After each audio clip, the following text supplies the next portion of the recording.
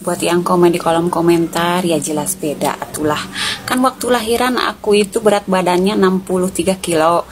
Nah setelah lahiran berat badannya turun 8 kilo jadi 55 kilo.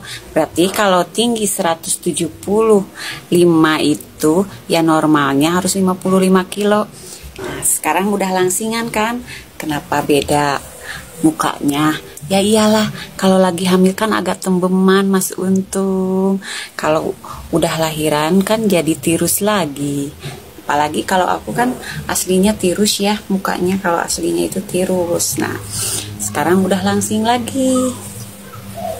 Bodinya udah nggak kayak emak-emak lagi gitu ya. Nah, jadi buat Mas Untung komennya, kenapa mukanya beda ya kalau habis lahiran? Ya iyalah, kan waktu hamil gemuk ya. Waktu hamil gemuk naiknya juga berapa kilo? Saya naiknya itu 13 kilo. Dari 50 kilo ke 63.